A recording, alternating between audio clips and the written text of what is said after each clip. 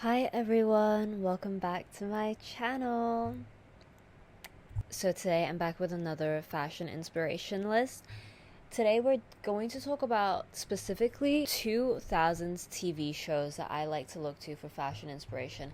Now I have my little Y2K clip. I've got my Y2K glasses on. I'm locked into the bit. Actually, I ran out of contact lenses.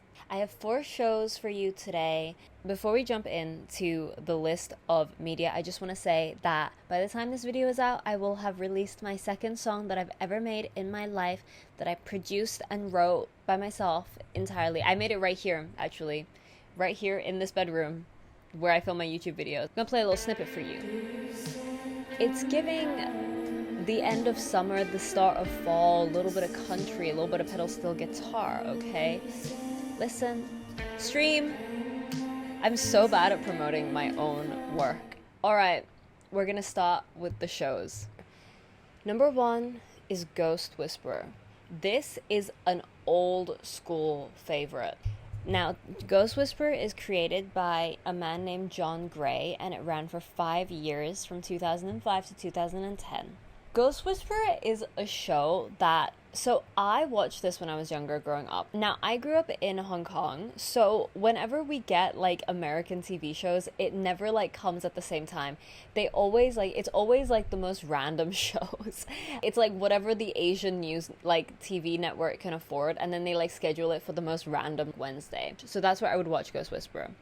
It's just such a niche, like, specific vibe that, like, I would watch it with my mom, too. Ghost Whisperer is about a psychic ghost whisperer, ghost communicator. Melinda Gordon, she runs an antique shop in a town. Each episode, she, like, meets a new spirit who hasn't crossed over yet because they have unfinished business, and she like speaks to them, connects them with like the living or like whatever they want to do, and she helps them cross over into the light. Cross into the light, girl. Okay, now I am not someone who really believes in ghosts, nor do I even really think of myself as a particularly sentimental person, but literally when I was rewatching Ghost Whisperer for the research of this video, I've cried like 3 times.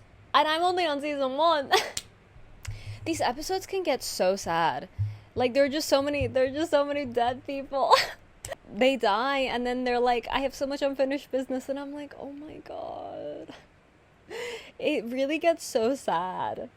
But onto the meat and potatoes of this video, the looks. Now, I would say that Melinda Gordon's style is interesting because it's actually difficult to articulate what style it actually is and like what specific style it is, because her looks are a little bit like all over the place, and I'm not saying that's a bad thing, you know? There's nothing wrong with having multiple different aesthetics. Like I'm a bit like that too. I have a million different vibes. Like today I'm going for a little bit of a Y2K Gyaru Asian baddie moment, you know? Tomorrow I might be giving coquette. I could be giving English rose. You never know with me. And I feel like Melinda Gordon's a little bit like that. I think she has a lot of different influences in her fashion. But I would say that typically what we see her in is like a nice dress or just like the Y2K uniform, which is jeans and a nice top. I really appreciate that because I am a lover of jeans. Okay, I think jeans are having their revival now, thank God. But like back in the day, like a couple years ago, people were not wearing jeans. I was holding on during the bubble skirt pandemic. I think that Melinda Gordon has kind of a romantic vibe in her outfits. She has like a lot of ruffles, like some sheer fabrics. Like sometimes she'll have like elements of embroidery, like maybe like a little floral, and a really romantic color palette too. And I think that's just kind of what works for her skin tone, so that's why they keep putting her in these kind of like natural tones. I think that's what works for me too, so I actually feel like whatever she wears, like I kind of fuck with too. I also want to say I think she has quite a cozy vibe. Her outfits also look casual and comfortable for the most part, and she loves her knitwear. I think that Ghost Whisperer feels like Gilmore Girls. It feels like it could be in the same universe as the Gilmore Girls. There's something really quaint about the town that they live in. And when I say that, I feel like there's a sense of it's perpetually fall. Even when it's summer, even when it's spring, I feel like there could be a cool breeze blowing through the air. It's the ghost drifting by, and the ghost is like, hey, girl. So there's a cold breeze in the air, and in that sense, it's like she always looks like it could be fall. So she has like 15 million like divorced mom cardigans that she pulls out. And she has a couple chic little like beanie hats. I like to put Ghost Whisperer on in like the background. It's just the perfect vibey TV show. It just all lends to this really, really charming and cozy fall small town energy that Ghost Whisperer has.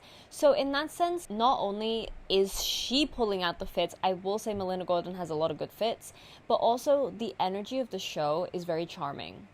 My favorite look of Melinda Gordon's has to be, I have to say shout out to this funky hat, and I have to say shout out to this two-piece set that she kind of pulls out. Really, like, this is what I mean by sometimes her style can be a little random. Like, she's always slaying, but sometimes it can be a little random. Like, where did this come from? I don't know. She's never worn something like this again, but she looks great. My favorite look from her, though, has to be this one in season 1, where she is just wearing the Y2K uniform. She's wearing jeans and a nice sailor-inspired top. Now, you know I love my sailor-inspired clothing items. Anything nautical gets me going, really. So I love this. I love that it's a little bit retro. I think it's very chic, it's very glamorous, and it's something that I would actually wear. One last thing I want to say about Ghost Whisperer is, like I said in my last video talking about TV shows, the opening credit sequence of a TV show is half the battle. And I will say Ghost Whisperer delivers a really great opening sequence. It's a little bit gothic. It has these kind of really cool, like, hand-drawn paintings kind of a vibe. They're all coming to life. They're, like, a little bit creepy. There's something very kind of big eyes about it. There is this specific style of illustration. It's maybe a little bit like Tim Burton-esque. It honestly, I think, is better than the show. So, yeah. My second show that I'm going to talk about, my second niche TV show. I don't know if anyone would have heard of this one. This is another TV show that I only know about because the Chinese TV network, they bought this, you know, and then they, like, played it on the most random freaking, like, channel on, like, the random Tuesday, and I would watch it. This next TV show is Pushing Daisies. Pushing Daisies is so good. Pushing Daisies was created by Brian Fuller and ran from 2007 to 2009, so it's quite a short run. I think they got cancelled. And I'm pretty sure Brian Fuller went on to make Hannibal Lecter, starring Mads Mikkelsen, who I used to be critically in love with when I was like a child. Don't talk to me about Mads Mikkelsen. I'm not ready to talk about Mads Mikkelsen, guys. It's too soon. I'm just not ready. Pushing Daisies stars Lee Pace as the main character, and his deal is that he can touch dead things and bring them back to life, but they can only stay alive for 1 minute. If they stay alive for more than 1 minute, something else in the vicinity dies. And then also, if he touches them again, regardless of the 1 minute rule, they die anyway, forever this time, and he can't touch them to bring them back to life. So that's his deal. And then the premise of the show is that there's a private investigator who discovers his gift, and then they team up to wake up dead people and figure out who killed them so they can collect the reward money. And then there's a little bit of a subplot where he finds his childhood best friend, Chuck, but she's been murdered. And he wakes her up and she becomes part of the main cast, but then they're like in love, but then he can't ever touch her because if he touches her again, she'll die. So they have this romantic relationship where they never touch each other, and it's actually really sweet. It sounds like a really complicated plotline, but it's actually just, it's presented in the show in a really, really charming way, and almost, I would say, the show is incredibly quirky and whimsical, so it does kind of interweave like lots of really eccentric characters and people and like some really eccentric subplots. But because the world of the show is so magical and vibrant, it all really works and you never feel like what's happening, you know? It's honestly a really, really well-made show. I think that I also read somewhere that the idea behind Chuck and Lee Pace's character's relationship, in that they can never touch each other but they have a romantic relationship is inspired by or a nod towards the HIV pandemic. I'm pretty sure that's the case. Actually, I just remembered reading about that. And it was kind of like an allegory for like a homosexual relationship. Even though there are some really amazing outfits in this, I would say the world of the show is so incredibly stylish and glamorous that even if there weren't any particular looks for you to look at, it's so stylish that there is so much for you to glean just from the environment of the show. It's so stylized, it's so quirky, and there's so much for you to absorb even just in the visual language of the show, regardless of the fashion. So you need to watch it. The show actually reminds me a little bit of, I don't know if you've watched this, but the old Mike Myers movie, The Cat in the Hat. But I just mean that in the sense of it's a fully realized world and it's very quirky. Onto the specific looks. One of the key standout characters has to be Chuck, the childhood sweetheart of Lee Pace. She is just such a sweetie pie. She has this perfectly twee inspired, like retro inspired pinup aesthetic that just looks so good. Because back in the 2000s, like even though there was this really popular kind of Paris Hilton glitzy heroin chic aesthetic happening concurrently was actually a revival of like pinup retro chic that was very popular with, you know, the twee hipster community. Chuck is very much giving that. Like you can tell her style influences are very of that time where it's giving 2000s, those 1960s. So she has a lot of kind of like old school retro silhouettes. She has a lot of outfits where she's referencing, she looks like a homemaker in those like old 1950s ads. She wears a lot of warm colors, lots of yellow, lots of bright colors. My favorite look of hers has to be, hands down, the bee outfit. I think it's just so, it's so camp, it's so chic, it's so glamorous, it's so fabulous. You know, back in the day, back in the 2000s, it was really popular to have animal inspired clothing. I don't know if you guys lived through it, but I lived through it. And I had like an owl necklace, I had an owl ring. I was obsessed with the owls. We were all obsessed with the owls. But people would also have like animal print, like people were into animal print, but not animal print like cheetah print fur. Animal print like prints of animals in cartoon form on people's clothes. There were animals, there were foxes. I'm trying to think of what other animals there were. That's all I can think of right now. There were definitely lots of cats. Cat print. I think it's a little bit like of that same vein where she's like dressed like a bee. There's a little bit of a B plot where she's trying to reconnect with her aunts that she left behind when she died. And she has these two aunts, Lily and Vivian. I think they are my personal favorite style icons on the show. Like, I love Chuck, but I think these women are just so bad. Their style is like this mix of, I would say, 90s Asian revival, back when everyone was wearing their transam, and like 2000s glam rock had a baby. And I think they're kind of supposed to be these like eccentric women on the show. They love Asian culture. They're like weebs, but for China. We've met them at a very Chinese time in their lives, you know? Half of their press material is them holding like a Chinese umbrella. They're wearing like the cheongsam. They're wearing like the brocade. They have a lot of dragon, you know. They're mostly wearing cheongsams, actually. They have a lot of dragon embellishments. I honestly really like how bold they are in their fashion. They're often wearing fur or lace or animal print, sometimes sequined animal print. They dress like rock stars, and I really love that. I think their style is just really cool. They remind me a little bit of the old ladies from Coraline, who coincidentally are also kind of into Asian culture. I think there's a little bit of a trope with really eccentric spinstery women who are very glamorous and very into Asian aesthetic. I honestly think this is a trope that I've just come across in researching this particular video. That's probably how I'm gonna be when I'm older. So for number 3, the third show that we want to talk about, we have Veronica Mars. Veronica Mars was created by Rob Thomas and ran from 2004 to 2007. And then there was a movie, and then there was a fourth season. I haven't gotten that far yet, but apparently people don't recommend watching the fourth season. Veronica Mars is a show that I've actually heard a lot about, but I only started watching for the purposes of researching this video because I just had a hunch about her fits. Maybe I was coming off of my Kristen Bell moment after watching Burlesque, where Kristen Bell was like the surprise dark horse fashion icon of Burlesque. So I went into watching Veronica Mars expecting a moment.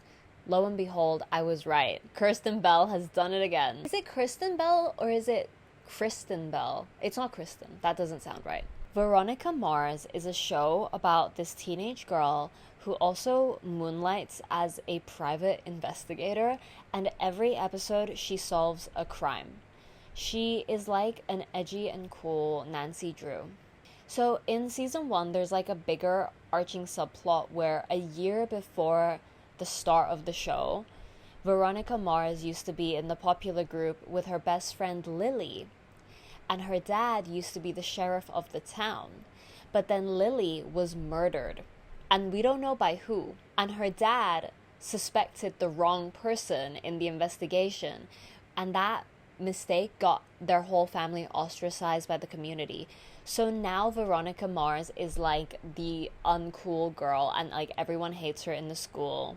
And her style used to be, in all the flashbacks, she used to be super girly and pink. Now that she's ostracized by her school, she's giving like Temu emo, and she's dressing in this kind of like, not like emo, but like just a little bit more rebellious, like little tomboy. As I'm saying this plot, it genuinely reminds me a little bit of like season 1 of Riverdale.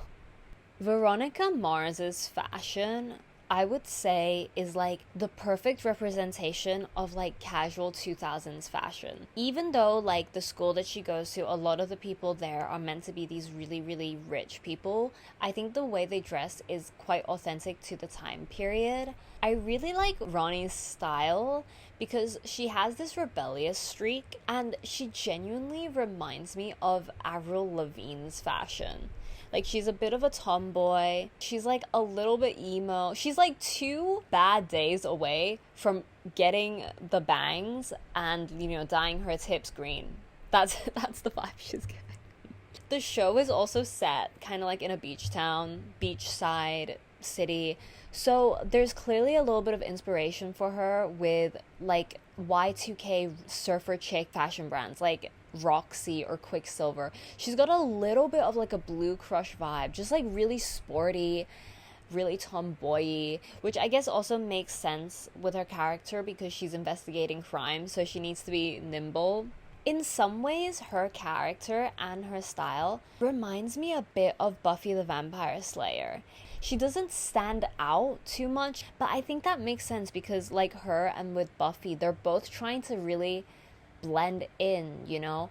Like Veronica Mars, she's already been ostracized, she's already been picked on, so she's trying to blend into the crowd. Yes, she's tomboyish, but she's never wearing anything that's so bold. And with Buffy, she's already feeling like an outcast too because she's the Slayer. So her style is also very classic 90s, and also just ultimately really reflective of what people around that time period would be wearing. And I think Veronica Mars is just a really fun show, and I would recommend it. I want to say also, she has this special like slow burn subplot with this one guy in the show. And now I don't want to spoil it, so I'm not gonna name him, but oh my god, like when they finally got together in season 1, like I was smiling, I was grinning like ear to ear like I am right now. I was like, there's a real lack of good chemistry and like sensuality in TV now.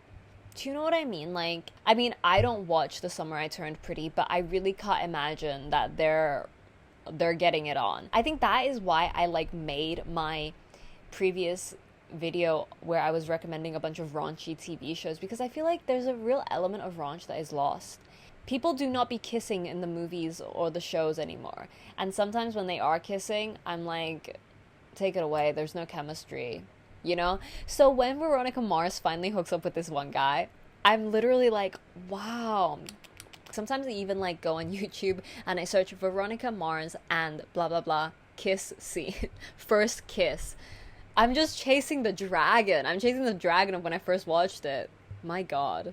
My last niche fashion TV show inspiration recommendation is Desperate Housewives.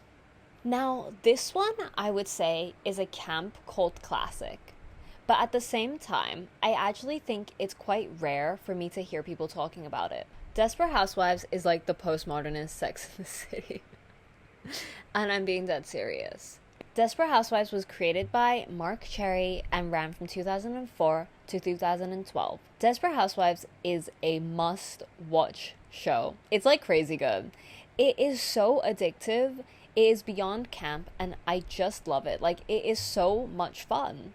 It's about these 5 suburban housewives on Wisteria Lane in the suburbs, and in the pilot, one of the 5 housewives commits suicide, and like no one knows why, and then she becomes like the narrator for the rest of the show, and you're kind of finding out why she killed herself, but actually it's hard to even explain what it's about, because the thing is, Desperate Housewives belongs to that genre of completely deranged 2000s TV shows where the plot lines are just so raunchy and absolutely bonkers. And people just don't make TV like that anymore. Honestly, I would say it is in the same vein as like True Blood and Nip Tuck of like raunchy, hedonistic 2000s TV show. I actually feel like I should have put it in. I'm just thinking of it now. If you watch my last video of niche and raunchy hedonistic videos, it actually works perfectly for that one too. So it's about these 4 housewives, but then there's also like a 5th lady. She's not exactly in the main 4. She's like a frenemy, but she is still part of the main cast. So it is about 5 women. Each of them is kind of like an archetype of the modern housewife or like the modern woman. There is Brie, fan favorite and Republican. She is your classic homemaker. There is Gabrielle, former supermodel. She's like your classic diva. Susan, she is like a down-to-earth single mom. She's kind of meant to be the main character in the show, but it's actually a bit ironic because I don't think anyone who watches Desperate Housewives really likes her. I don't like her either. I'm sorry. Like, she really is a little annoying. Like, no offense. And then there is Lynette. She is this businesswoman turned stay-at-home mom, and she's got like 4 unruly boys. And then there is Edie Britt. Edie Britt is not really one of the main 4. She is a bit of a town pariah because she like sleeps around a lot, so that's why people don't really like her, and she doesn't hang out with the main 4 as much. But I think she's still kind of like in the main cast because she's always in like, she's in a lot of the press photos. 2 fans of Desperate Housewives. I'm going to give you 5 seconds to guess who my favorite characters are. I actually have 2 that are tied for first place. Okay, my first favorite character that I'm going to talk about, is actually Lynette. I'm honestly just going to go on a tangent and like talk about Desperate Housewives for a second. I don't think a lot of people like Lynette. I don't think anyone dislikes Lynette, but I don't think she's a lot of people's favorite. Like, I think a lot of people like Brie, and a lot of people like Gabrielle. But I don't think I've really heard that many people say that they love Lynette, which I kind of understand because she's like decidedly not glamorous. She's not really fabulous. She's not really camp, and she can be a bit severe.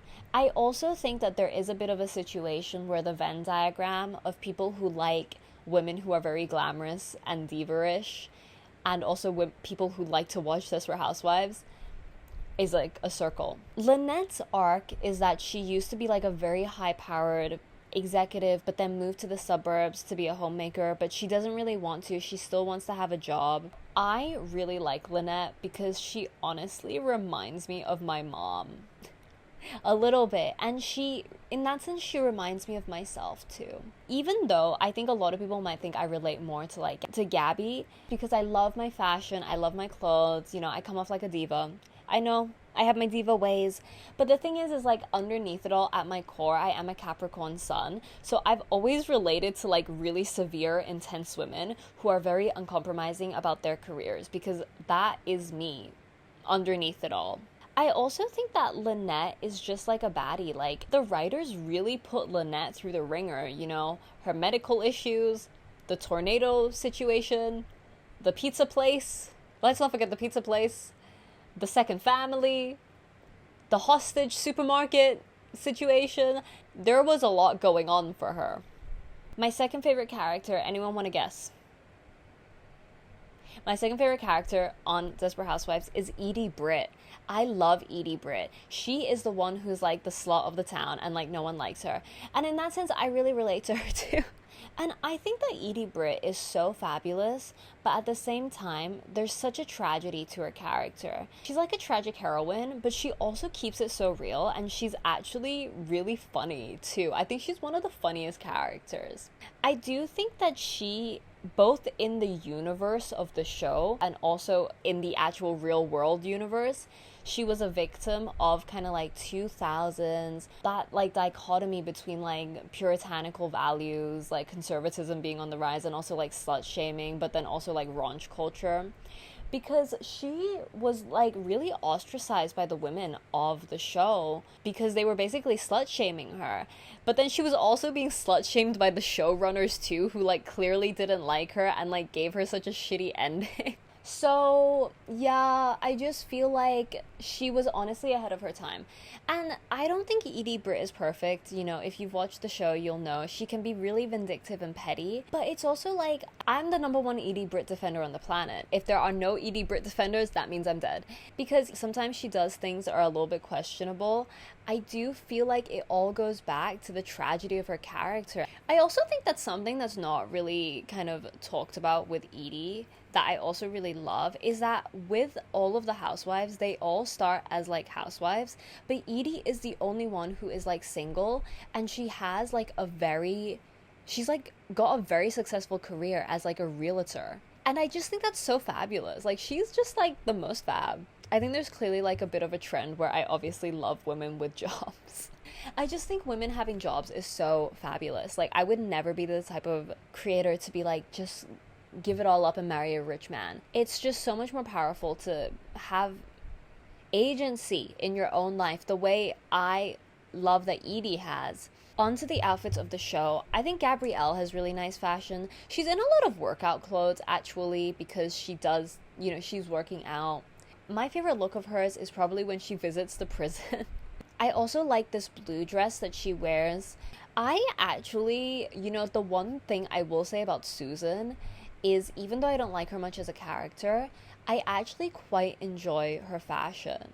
She reminds me a little bit of like Abercrombie fashion. Like, I don't hate her aesthetic. Like, I can see a lot of people our age like wearing it. It's giving Bella Swan in Twilight. You know, I honestly wear a lot of Susan Meyer-esque outfits when it's just like to the office, like when it's autumn, like just to do my groceries. Brie, I really like Brie, but I feel like her style is probably one of the ones I would wear the least, because she wears a lot of silk blouses. She does have some cute looks, you know, I like her gardening fits. Lynette is probably the style I would actually wear the least, even though I really like her as a character.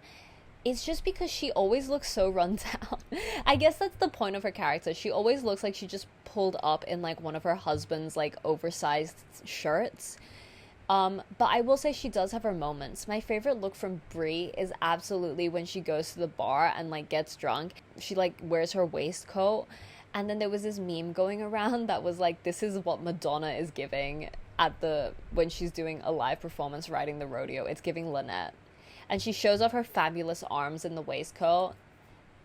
So glam. I think my favorite style from the show is actually Edie's, because every housewife like looks like a housewife, you know? Even Gabby, like, she's a little bit more fun, but like her style is still really like sophisticated in a way. Edie Britt's style is like, even though she can be really professional because she like has her job, you know, she has this kind of like 2000s baddie energy that I really like. I think it's because she is obviously single, she's very flirty, she's very fun, and her style is just the most youthful.